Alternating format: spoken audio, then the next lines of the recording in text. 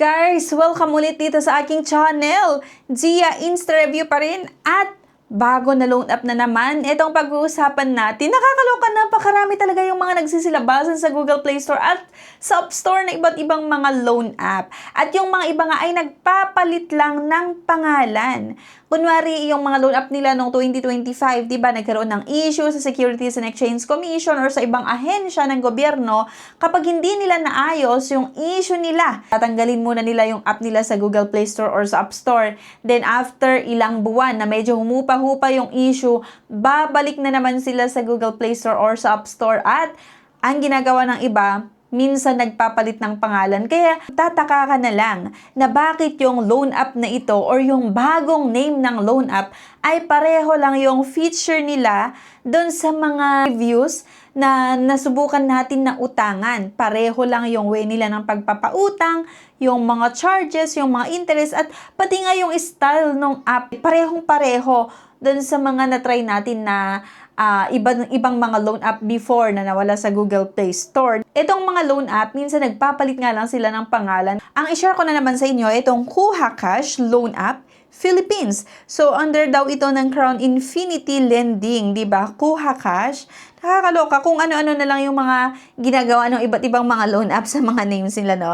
So, ayon sa loan app na ito or sa ads na naman ng loan app na ito, ay pwedeng umutang hanggang 50,000 pesos. Di ba? Napakalaki na naman daw yung pinapakutang ng loan app na ito. At customer service 7 days a week. So, every day daw, kahit Saturday or kahit weekends, Saturday, Sunday, ay pwede daw kumontak or tawagan or mag-message sa customer service ng loan app na ito. Pero kasi, marami na akong nasubukan na loan app na sabi, pwedeng matawagan, pero pag tinawagan mo, walang sumasagot or ignore lang nila.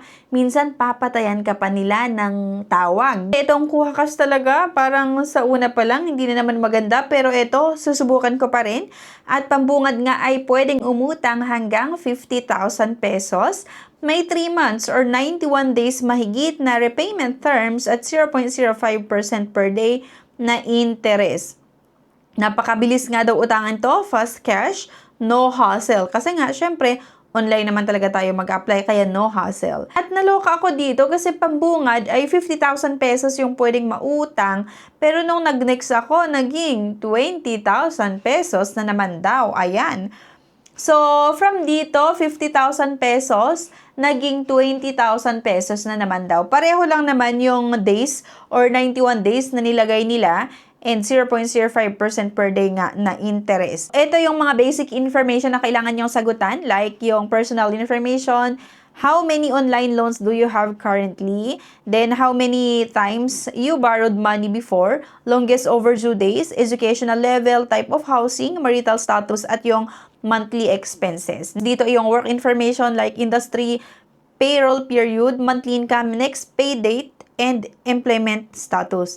Then, identification, mag-upload ulit tayo ng isang valid government ID at ito naman daw yung mga ID na tinatanggap. Pwede yung national ID, driver's license, UMID card at yung passport. After nun, first reference contact. So, maglalagay tayo ng personal references. After personal references, merong facial recognition.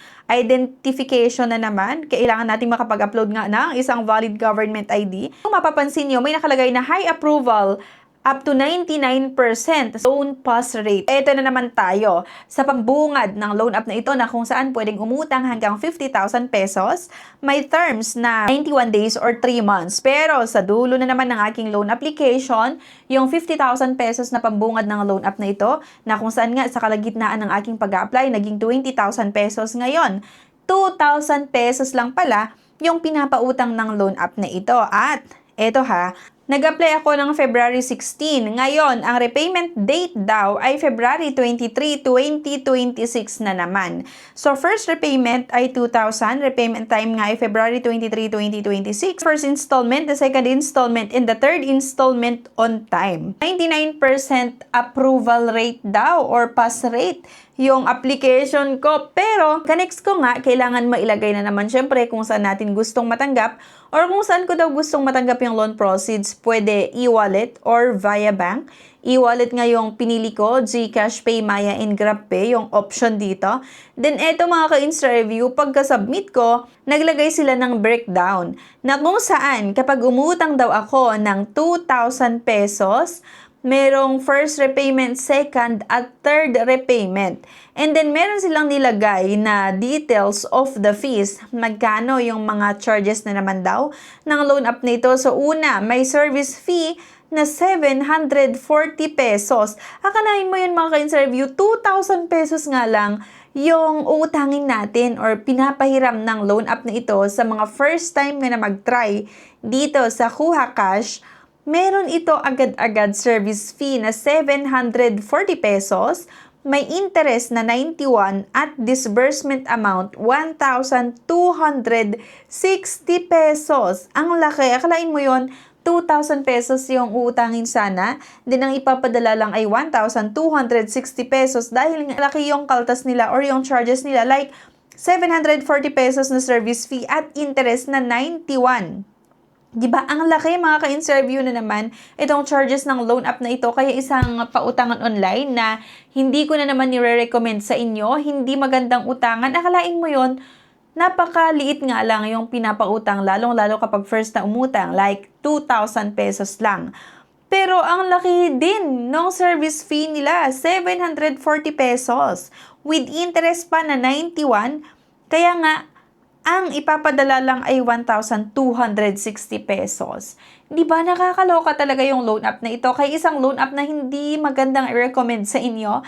Isang loan app na matataas yung mga charges. So by the way, yung loan application ko ay rejected na naman sa loan app na ito. Hindi na naman na-approvehan nga yung loan application ko at sabi ko nga, siguro na kasi na-detect nila na marami or sa isang araw ang dami ng mga loan app, iba't ibang mga loan app na bago, na pinagda-download ko, sinusubukan ko na utangan online kasi nga ginagawan ko siya ng aking honest review, pero ayan, puro declined at isa nga itong Kuha Cash na na-declined yung loan application ko, pero ang good thing naman sa loan app na ito, at least bago pa nila i-approve yung loan application, pinakita muna nila yung breakdown. Ang kagandahan kasi kapag pinakita nila yung breakdown, at least makakapag-isip ka kung itutuloy mo pa ba na utangan, lalong-lalo ko syempre kapag nakita natin na ang laki pala, service fee 740, may interest pa na 91, so hindi ko na lang itutuloy. So at least may option ka kung itutuloy mo pa ba, makakapag-decide ka pa kung itutuloy mo pa ba na utangan or igo yung loan application mo or hindi. Unlike kasi dun sa ibang mga loan app naman na minsan, tsaka mo lang malaman yung mga charges at yung mga fees nila once na-approve yung loan application mo at minsan nga auto-disburse yung ginagawa ng ibang mga loan app. Nakita ko naman dito sa loan app na to ay at least bago pa nila i-approve yung loan application, pinakita muna nila itong mga charges. So, ayan lang mga ka-interview. Sana makatulong yung video na to sa inyo. So, declined nga yung loan application ko. Pero at least na ipakita natin yung mga breakdown, yung mga charges ng loan app na ito at yung terms na 7 days lang na naman. 7 days terms, maliit lang yung pinapautang kapag first time nyo na manghiram nga dito. At malaki yung mga charges niya, kaya 100% talaga hindi ko nire-recommend yung loan app na ito. Pero syempre, nasa sa inyo pa rin ngayong desisyon kung i-download nyo pa rin ito sa App Store after nyo na mapanood yung buong video natin. Thank you guys for watching at see you sa aking next video. Bye!